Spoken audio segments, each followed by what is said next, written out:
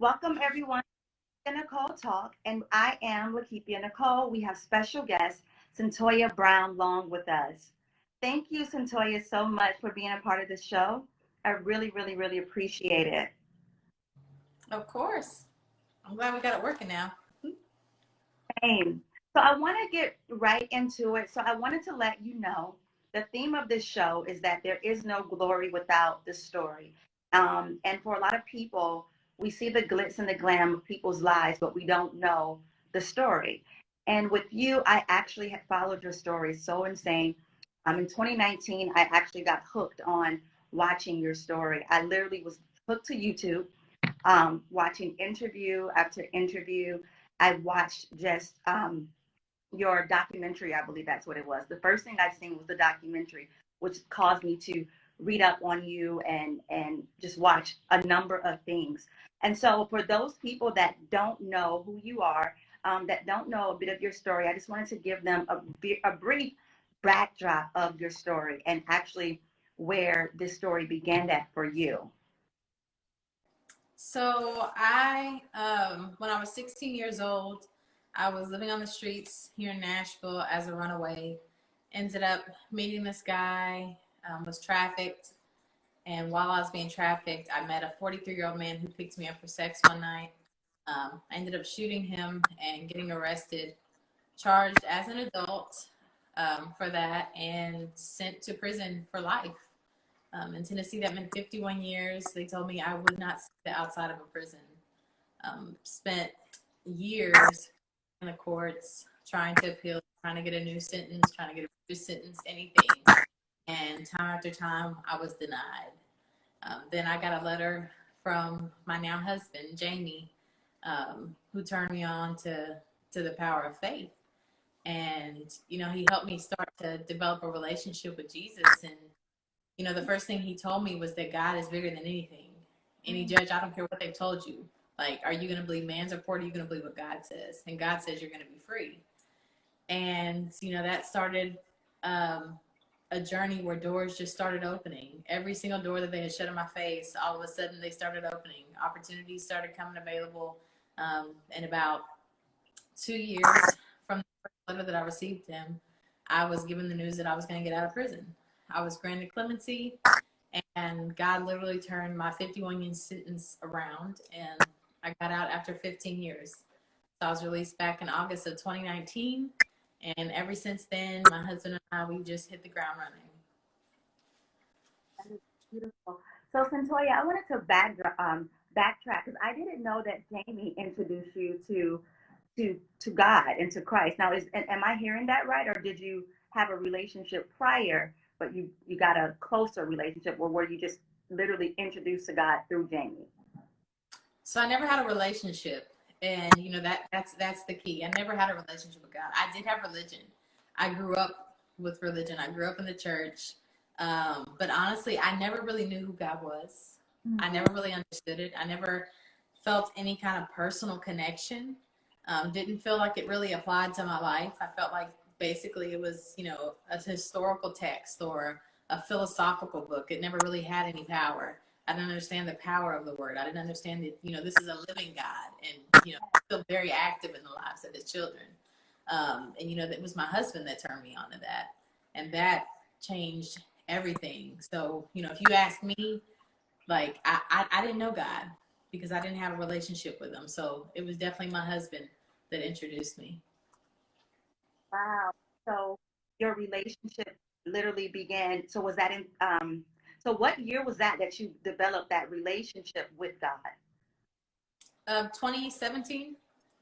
Oh, okay. And then literally 2 years after that, just being in relationship with God. Can you tell the people out there listening, as you started to connect with God and get to know God, how things begin to change even in there where you were, how it started to affect your life and impact you, your relationship with God?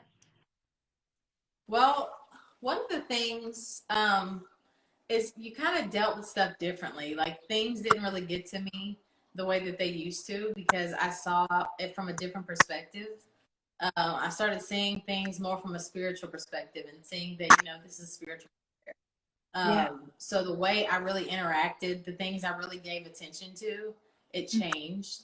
I stayed in my room more and spent more time reading my Bible, talking to God, praising and worshiping in my room. And I love to do that. And I just had this hunger. Like that's where I wanted to focus. That's what I wanted to do.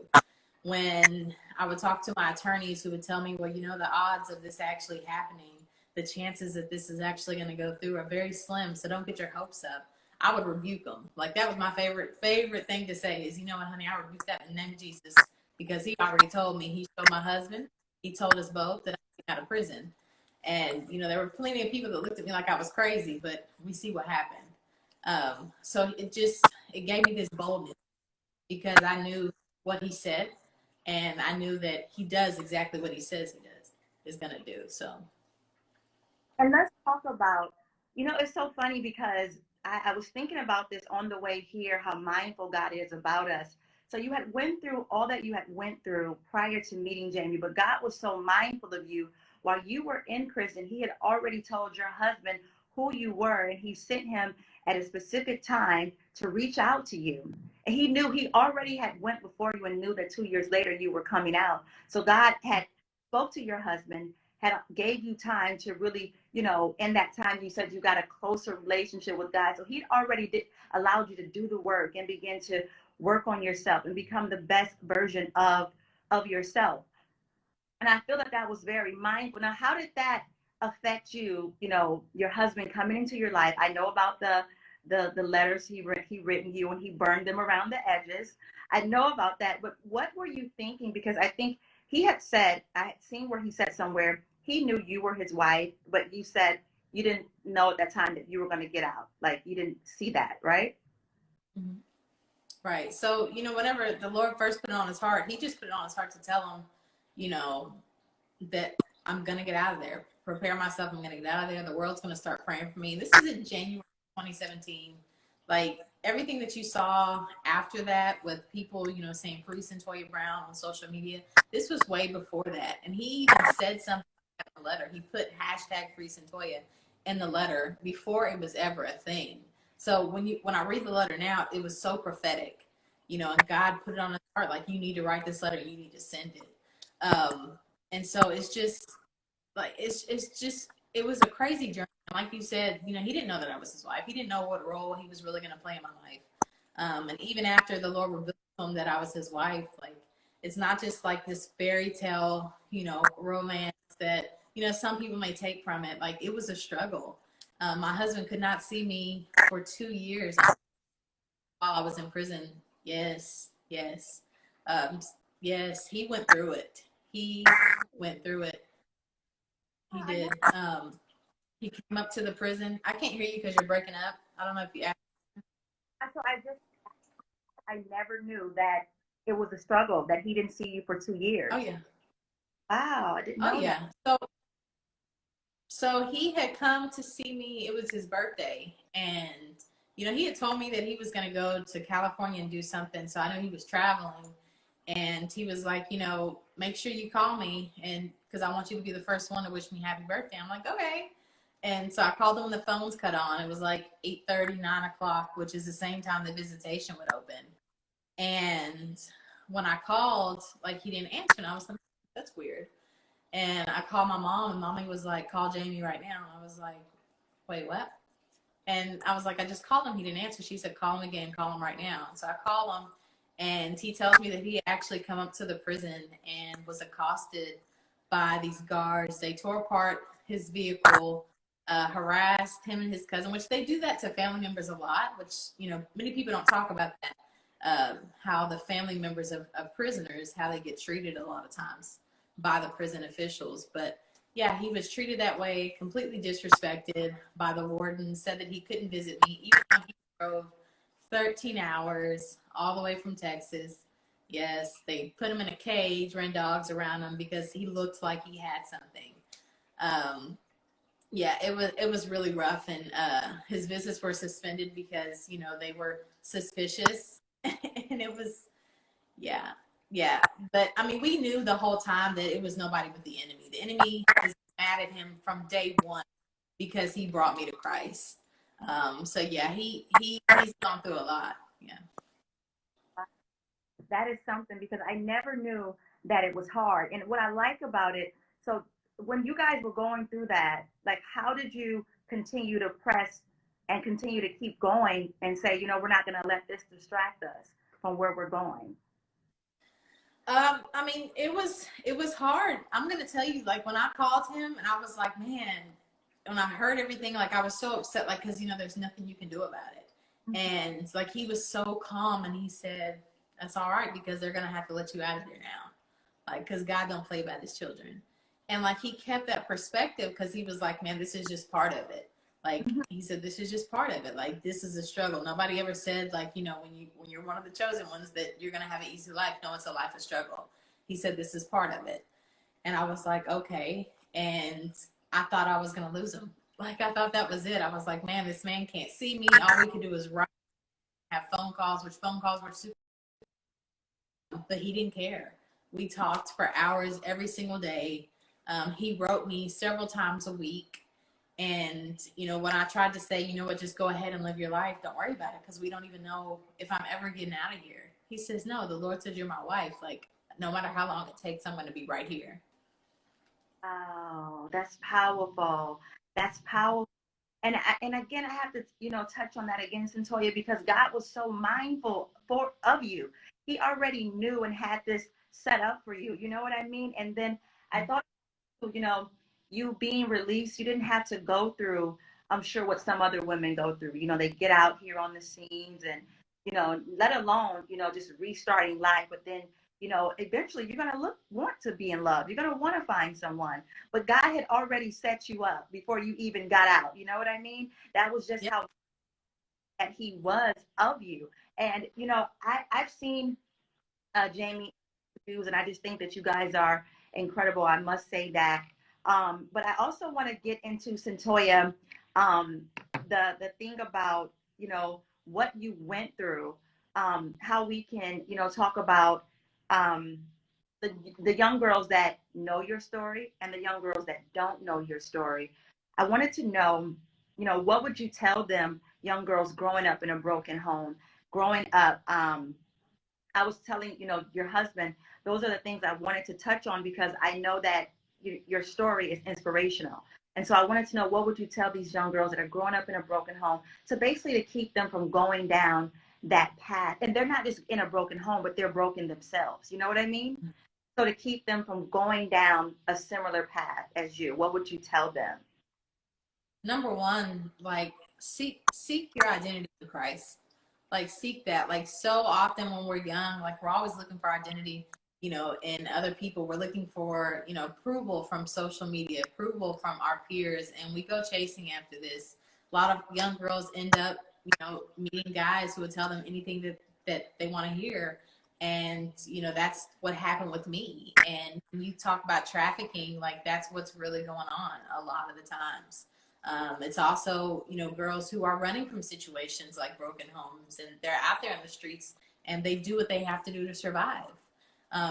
To girls who are out there, like, understand, like, there's a different life for you.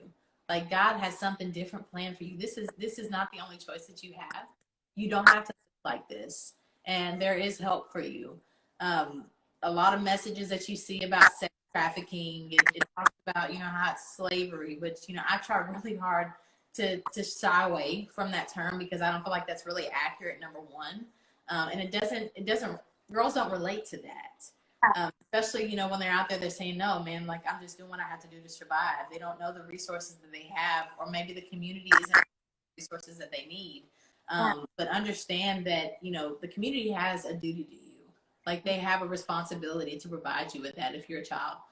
There's help that you can get. If you are in DCS custody, like, start calling out your case manager and talking about the resources that you need there in the community. If you feel like you need referrals, ask for that. They're not going to do it on their own.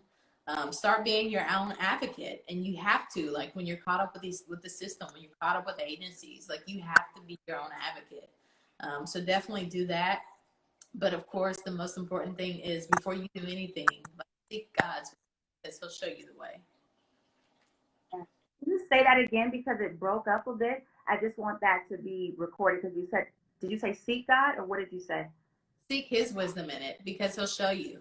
That's another thing when you were saying, like, what was it that changed with me, when I was getting out. And, I spent so many hours in the law books and case studies, putting up all these, motions and helping craft all these strategies. And, Jamie taught me, like, man, ask God what to do. Ask him what you should do. And like, he'll show it to you. And I'm like, how's he going to show it to me? And he does. Like with the clemency petition, like he put it on my heart. He says, you need to go tell attorneys that you want this person, that person, this person, and this person to write you a letter of recommendation. I did that. They thought I was crazy because they was like, you can never get a recommendation from somebody like this. They don't do that. They've never done that. And I said, I want you to ask them. They asked them. I got the recommendation. And so it's like, God will show you, he'll reveal to you exactly what you need to know, like when it comes to operating down here in this world. That's why I say, like, he is very live, very active, and he will show you, he will guide you if you let him. That's powerful. That is powerful. You got me speechless because I'm telling you, I didn't know it would go like this. I'm just so happy because this is what I wanted it to do. I feel like, when I told you in the beginning, the theme of this show is that there is no glory without the story. And another thing about it is that I wanted God to get the glory. You said, yes, I definitely do. You said something in an interview that I watched the other day.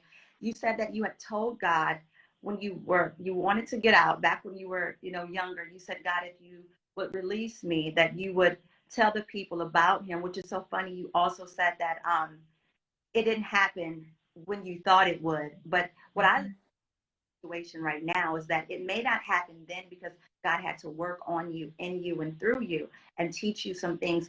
But the powerful thing is that you're doing exactly that right now. So I wanted you to elaborate now when you were that young and you said you would tell people about him, and now you are doing that. Yeah, so like I said, I knew about religion, so I knew like about scripture, and I felt like, man, if I just ask God anything, like he's like this genie in a bottle. Like that's what's supposed to happen. And so every single day I pray the same prayer that I not spend life in prison.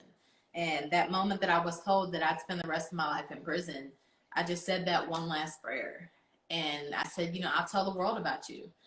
And at the time I didn't see it. I like he didn't hear me. I felt like he wasn't listening. And so I spent years angry with him. And I didn't realize I was angry. I didn't realize that I had told myself I didn't believe. I told anybody who would listen that I didn't believe in him because I felt like there's no way that he could exist because I would pray every single day. The Bible said, ask and you shall receive, and I haven't received. But what I didn't understand and what Jamie helped me understand was that God's will is completely different from our own. His timing, his ways are not our own. And so now when I look, it's like, wow, this whole time, not only did he hear me and, he did release me, but he spent all that time working on me. So number one, I would know who he was because I didn't know who he was back then. How could I tell anyone about him if I didn't know about who he was? So I would know who he was. And then right towards the end, he built this platform where I would have the opportunity to tell the world about him. So it was like, wow, like he's so intentional and not just about my freedom, but the way he freed me has opened doors for other people to achieve freedom as well. And it's like, wow, like, yeah. I want to touch on that where you said he's so intentional, even the platform that he gave you. Let's talk about the different celebrities that, the Lord had, the people that have, big names, heavy hitters, Kim Kardashian. I saw Rihanna, Alyssa Milano. These are heavy hitting people. And the funny thing about Kim Kardashian was that she, at the time, she has gotten heavy into doing this right here, what she did for you, correct? What was the question? What part did you not hear? The last part. You said that she had gotten heavy into this, and then what? Got heavy into what she's doing, like fighting cases with the different inmates and things of that nature. And so how did her whatever she did for you, because I don't know the ins and outs of that, but how did it affect your life, like personally? Not just, I know that you're out now, but how did it affect you personally? the different people? Personally, it just showed me that nobody is beyond God's reach. For me, I'm real big on, giving all the glory to God. And, that just showed me, like, man, he could touch anybody. He could touch anybody's heart. It doesn't matter who the world thinks you are, who you think you are, like, you cannot be on his reach. It doesn't even matter if you believe. He could still move you and act according to his will if he wanted to. So that's what it showed me. But I was just blown away with all of the people who really came forward and, was praying. We're sending me letters. I still have letters in boxes here at the house. All the letters that I received from people, even now on social media, like always get, all that support, because for me, it's like, man, like God has really softened the hearts of all these people. And Yeah. it's not just for me, it's for other women, other girls, men and boys who are in the prison system, other people that society has written off. And it's like, man, like that's so awesome that God's allowed me to play a role in that, because, when Jesus was here on the earth, like that's what he was doing. He was ministering to those individuals. And it's like, man, like it just feels so great to come from where I came from, but now to be able to have that opportunity to be a vessel of his. Yes. And I like what you just said, because I feel like in the world nowadays, we have people, we're quick to write people off because they make a mistake, because they fall short. The thing about God is just he's ever merciful, ever forgiving. He never writes us off. And God knew that once, I feel like you said, he needed to work on you and at that time, but he knew that you were going to give his name the glory. He knew that you were going to wake up. He knew that he was going to send Jamie, and it was all a part of his perfect plan to lead you where you are today. I want you to talk to the people so that they can get this correctly, so they can know how important it is to get into relationship with God. It's very important, because you have to understand, like, you can go to church every single day. You can go to church every single day, and if you're not really applying that to your life, if you're not really like talking to him, like he is the living God. Like, understand that. Like, he isn't some statue. Like, he isn't some picture on the wall. No, he is a living spirit. Like, and when you have that relationship, when you invite him into your life to have that part of your life, to guide your life, and when you submit your own will, what it is that you want to do, to his will, to work to build his kingdom, like, man, like that's having a relationship, and that's where you're going to get the fulfillment. Like, you're not going to get fulfillment out here chasing Instagram followers. I'm sorry. It may feel good for a moment. It's not going to give you the fulfillment that you're really looking for in life. You're not going to get the fulfillment chasing after money.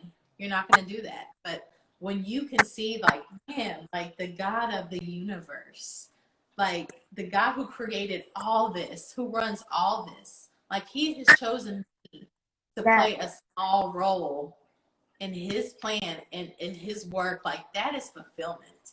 Like that's fulfillment. That's what's going to make you feel like, man, like, okay, I've done something today. Like, this is great. I feel good about myself when you go and lay down and sleep. Yes, that's powerful, Cyntoia. That's powerful. So I want you got me. So day to day, like how has life changed on the outside world and just even relationship with God? Like how has things changed for you? No, because I know you got that relationship inside, but then now you're outside. You got a whole new world. Now we're moving to where life is now. You're out, you're free, you're married. You have this amazing book that I do want to touch on as well. How is it on the day to day now with this new life, in relationship with God? Just how are things for you? I mean, it's still the same. It's still the same. One of the things that my husband and I like to say is, new levels, new devils. Yeah, So the struggles have definitely increased.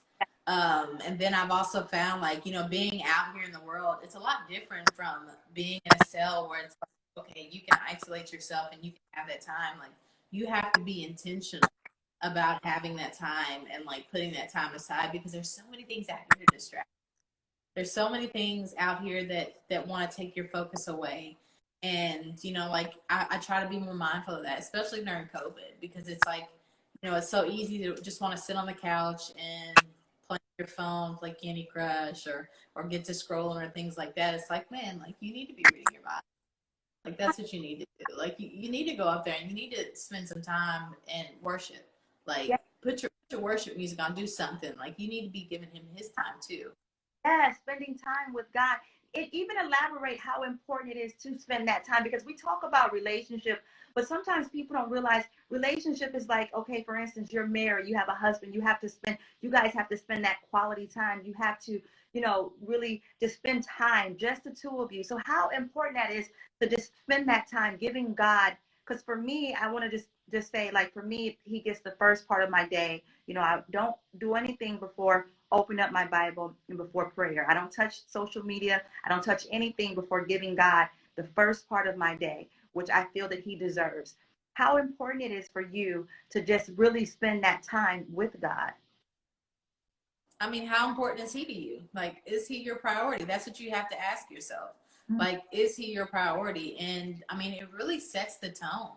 Like, think about, like, if you wake up and the first thing you do is like you watch drama. Like, I had to catch myself, like, when I first, during the early part, it's like, man, like, even waking straight up and going in to work. And it's like, no, I need to pray before I start working.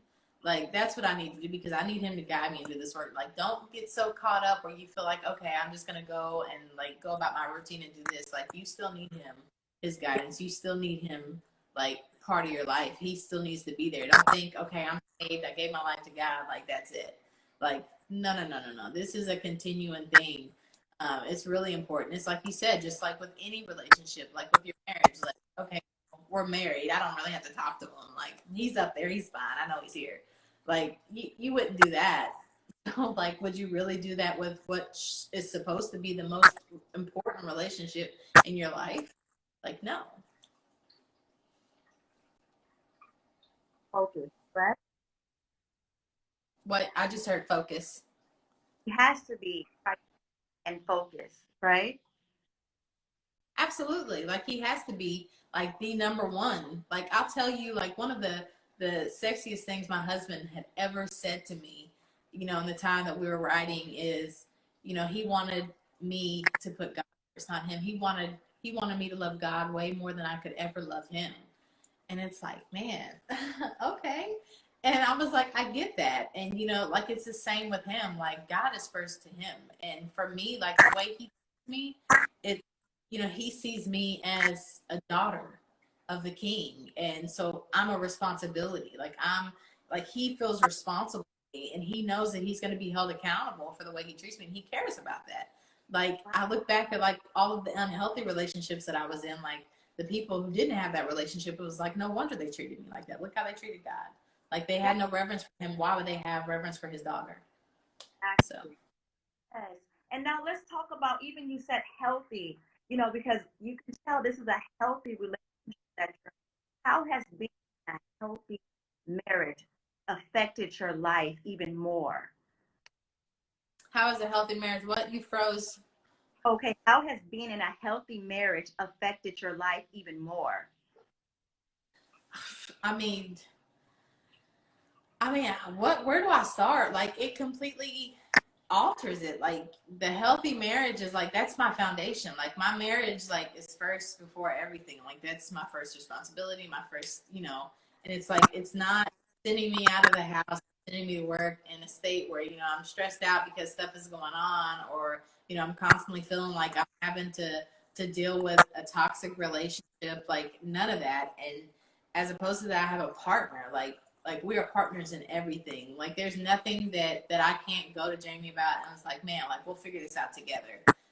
He's my best friend. It's just, I mean, it's everything. You even spoke about, like, whenever I first got out of prison, like, he literally had everything that I could possibly need, like, prepared for me. And it was like, wow, like, he literally thought of everything. And, with Jamie, it's like, man, he's always thinking of me first.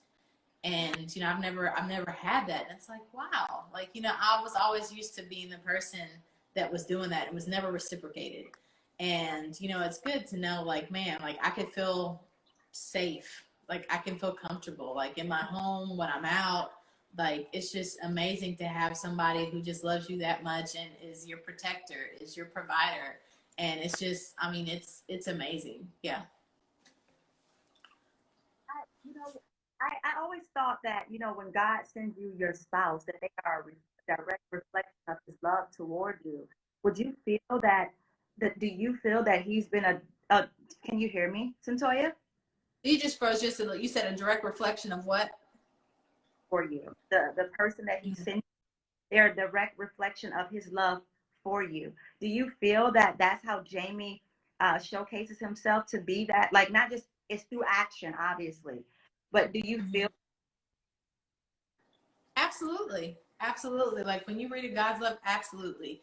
And, I talk about all the kind things, that Jamie will do, but like Jamie also, like how the Lord, like when the Lord tells us, like, no, you're slipping here and you need to be doing this, like he'll do that too. Like he's honest with me. And I love that. And like he'll call me out on it. And he's like, man, have you been in your word today? Like you jumped straight up and you went to the office. Like, have you been in your word? I just seen you get straight out of bed. And it's like, okay, yeah, like this is something that I need. Like, I love that. But absolutely, and it's a love that it's not based on how I look. Like I can walk around the house like with my hair all over my head, my bonnet on, and some sweats, and like he just loves me the same. Um, it's just, I mean, yeah, and like that's what love is, and like that's what you don't get like when you were young and you were chasing after it. And it's like, man, all the people who knew better was like, no, God will send you someone. Like when God sends you the right person, you'll know, and that's how you'll know. So like definitely every single day, like I think about that, like, man, like they knew what they were talking about. Like God sent me him, and it's evident. Yes, even the way he loves on you, and you said I could be in my bonnet, and I Yeah. could, and he still sees you the same. Now that is what love is, and it's also even more just him sticking with you on that relationship that with God, because when someone loves you, they're gonna tell you that you got to keep God first. Love is God, right? Can't even do love without God. So you're just getting God all in your life. I mean, I tell you, God was so mindful of you, Cyntoia. I mean, even just listening to the intimate details of your personal relationship with your husband, it just shows how loved you were, even through everything that you were going through. There's a scripture, I'm sure you know it, Jeremiah, where he says, "For I know the plans that I have for you, not of evil." Yes. And then, we go into that too, where he said that before I formed you in the womb, I foreknew you, and the fact that he knew you and he had plans for you even before, you were here. He had a plan for you, and you see it through everything that you've gone through. Yes, you went through some things, but that created your story. And right now, God is getting the glory from this beautiful story. I want to I'm just blown away. I really am. I wanted you to tell them a bit about the book, if we could, just a little bit about the book before we get into the glitter project.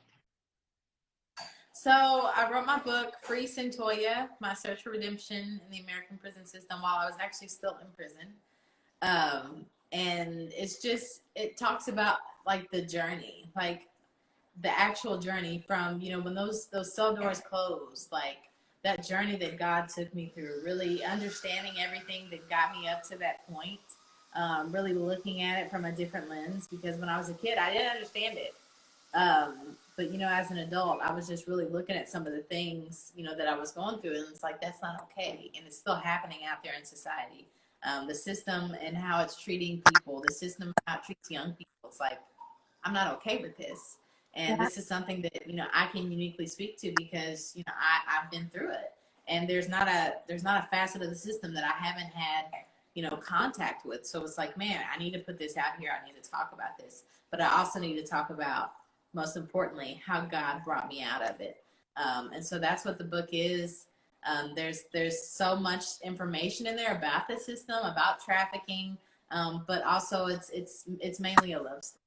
The story of God's love for me, the love He brought for me, and it's just, I mean, it's a labor of love, and it's out available. It's on Amazon. You can pretty much get it wherever books are sold, Barnes and Nobles, anywhere that books are sold, you can get it. Amazing. Amazing. And so now, Cyntoia, I want to move you to this current project that you're working on, the Glitter Project. Can we get into that? Yes, so I'm wearing my pin now. The Glitter Project, I talked about it a little bit in my book as well, but it's the grassroots learning initiative on teen trafficking, exploitation, and rape. My husband and I, whenever I got out, we started a nonprofit organization, and this is our first initiative, and it's really about increasing awareness on what trafficking actually looks like here in our country, but it's doing it with the people who've lived through it as the thought leaders in it. Whenever I started really understanding more about trafficking, I couldn't help but notice, like, the people who were really talking about it, the people who are serving as, educators on this topic, like, they've never even been through it. Like, where are the women who've come out of it? Where are the young girls who've come out of it to really talk about it, to empower the other young people? And I felt like their voices needed to be lifted. I felt like they needed to have a platform too. And I also felt like we needed to have more awareness and more focus on youth who are involved in trafficking in our country, because it's so unique, and all the factors that contribute to it, what it really looks like. You hear a lot of talk about Wayfair and about white hands, but like, that's not what these girls are going through.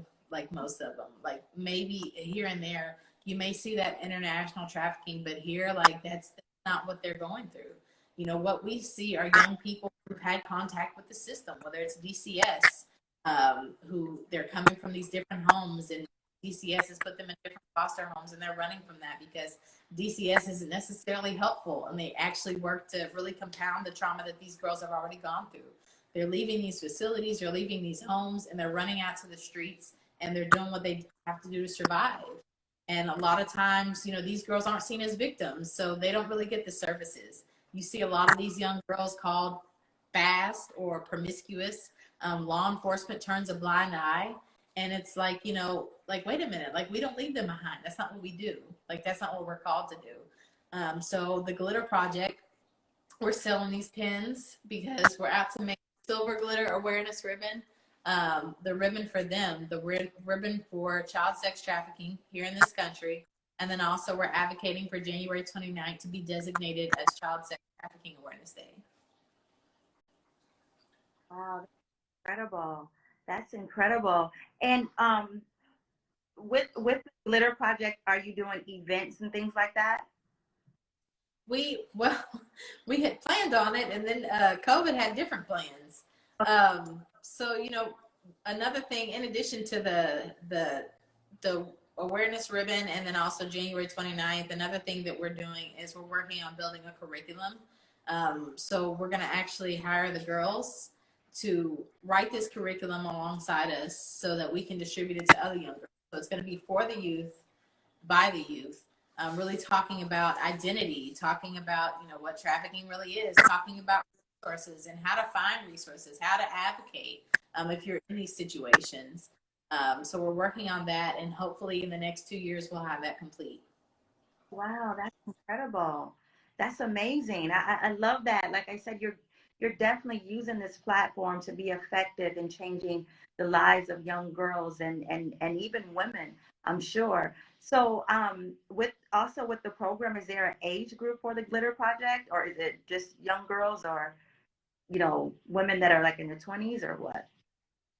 So the girls that we work with, we call them our guest counsel, the youth empowerment specialists. They're actually part of the program of our sister organization, which is Epic Girl. And they range from 15, 17, older. Some of them are older. Even when they get referred, just because they've aged out of the DCS system or the court system, like, that doesn't mean that, like, they're out of Epic Girl. So they stay with Epic Girl. So, I mean, you can find girls that are 19 and 20 that are still in the program. We have one 19-year-old that's going to be helping as part of the Yes Council, but mostly between 15 and 17 years old. But, the Glitter Project is not, just for youth. Like, there are women, a lot of women who are trafficked. Like, they had that experience when they were youth, and their voice is just as important. Their experiences So it's really just about really highlighting those experiences, increasing awareness, and really just lifting their voices up, because they're the experts on this subject matter. They should be leading these talks. Yes, that's so true. That's so true. Now, is there anything else that you're currently working on that you want your following to know about? I am working on writing my second book. But of course, it's still got some work to do. There's still the editing process and everything, which is the most fun. Um, but, but I'm working on that right now. Some other things we'll be making announcements on, but for right now, it's the Glitter Project. We are selling the pins on the website, which is www.jfamfoundation.org. We're selling those pins, and everything that's received 100% goes to the Yes Council, to these youth who are working on this, so they could get paid for their expertise, because they just and yeah, just working on my book. Wow, incredible. And for the people that a few people asked, what's the name of the book? Can you tell them the name of the book again as well? It's Free Cyntoia: My Search for Redemption in the American Prison System. Incredible, incredible. And before we close, Cyntoia, is there anything that you would like to tell, just young girls right now that are maybe like in the same place that you were in when you were 16 before, everything began to happen to, well, like maybe them being in that same space that you were in mentally before everything went on to basically prevent that, them from going out there. And I remember you saying something about the guy that you were dating at that time. Just going to hit this once. He was like your pimp, and a lot of that is still going on right now. I hear little girls talk about that. I actually had signed on to do a school counseling. A lot of the young girls are being pimped right now, and so in your story, you did mention something along those lines. What would you tell them so that they don't go down that path of allowing themselves to be used in that manner? Number one, your body is not a commodity. Don't let anybody lead you to believe that your body is just some good that can be bartered and sold. It's not. Your body is a vessel, and that belongs to the Lord and to your husband when He brings it to you. But yeah, don't let anybody think that you have to be to what you can do with your body to get out there and survive, to make a living. Like, you have no idea the things that God can unlock in you when you allow Him to. The things that you can achieve, the things that you can accomplish, how intelligent, how amazing that you are. So don't let anybody tell you any different. Don't let anybody try to reduce you to what they think that you're worth. Like, know your worth according to what the Word says your worth is. That's the most important thing. And the next thing is, if you find yourself in a situation like I was in, I remember feeling like I didn't have any options. I didn't know what those options were. I didn't know how things were really going to work out, how they were going to play out. And this whole time, God had a plan. And I can't help but think that if I understood that then, and if I submitted to Him back then, like, how much sooner would it have played out that way? So always know that He has a plan. He's working it out, and like, He's got you. Like, He has you in His hands. Don't think He's left you. Even those times when you feel like you're in the wilderness and you can't hear His voice, you can't see, you can't figure out what it is. Like, it's not looking like how you think it should look like. Understand that He still has a plan, and I promise you, it's going to work out perfectly. In the end, you're going to look back and you're going to think, man, like, He had everything figured out down to the last detail, because that's how He works. Know Yes, that. yes. And your true testimony that He had everything worked out and that He had a plan. Look at your life. Look at the stage that He set for you and all that you've overcome. You are a survivor. You are an overcomer. And I mean, I tell you, you just witnessed in your story just the power of God. I'm truly honored that you came here and you shared this beautiful story from this side. I really wanted the people to see it from this angle. And I really, really love it. I know that they love it. I know that they're getting something from it. They see, and you're a testament too, because there are people, it was the person on here that said they don't believe in God. And I knew that having you, if anyone had a doubt, You were sentenced to 51 years, just so people can know. And you only did 51, and you only did 15. And I've seen that where you kept going in, and I mean, I tell you, it was crazy. But what we didn't know was that God was working. You know what I mean? And He was setting that platform. He was setting that stage because He knew that He already knew that you were coming out. He is the king of the turnaround. Anything that you're going on, He could turn it around. He literally turned that 51 around to 15.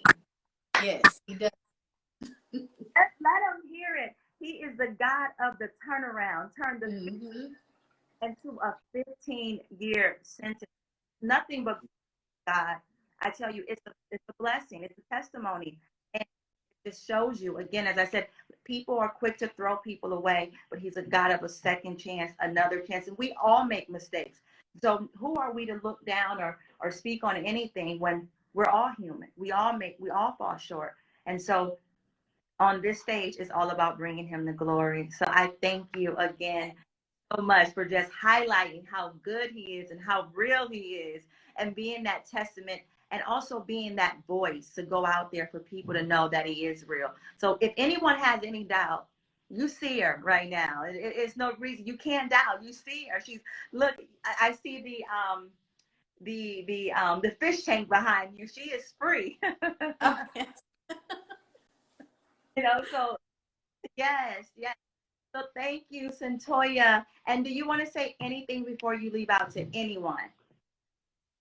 Just want to thank you for having me on. I went back and I looked at some of your shows, and I love how you talk about the story behind the glitz and the glamour, because so many people don't really talk about that, and they don't really get it, and that's really important. That's really important for people to understand. You have a lot of people out there that think, oh, if you just work hard enough, things will happen. Like, you have no idea. Like, no, it's a struggle, and it's inspiring when you can actually hear the stories behind some of this, because it shows you like, man, like, I'm going through the same thing, and if God did it with them, He can do it with me too. So yeah, I love what you're doing with your show, and I just hope to see that you just continue to do it, and see my success in it. Oh wow, thank you so much. And you really blessed this show. And I'm telling you, I didn't know. See, this is how we know God is real, because He even put you on the show. He knew what I wanted, and I didn't know those 2 years in 2019 when I was watching the show, and I didn't actually have this show. It hadn't materialized. I didn't know that I'm watching you. It still sticks in my head. I'm in my bed watching you on YouTube. I had no idea that you would be a guest on my show, and so I have to give Him glory, because He did it for me. You know what I mean? He did it for you. He did it for me, having you on here to just be a voice, even because, we see your story from one side, but this is the side that I really want them to see. And it's all glory to God. Yes. Thank you so much. Tell Jamie, thank you so much as well. He is wonderful. He made this happen. And so I really appreciate you guys. And I wish you guys continued success, continued blessings. Cyntoia, I know it's only up from here. I can't wait to see where you are in the next 6 months to a year, and what all God does in your life and through your life. And I'm following you, following the things that you're doing, and just continue being that vessel and that voice to God, for the people and for God. Thank you. Thank you. All Thank right. you. God bless. All right, you too. Okay.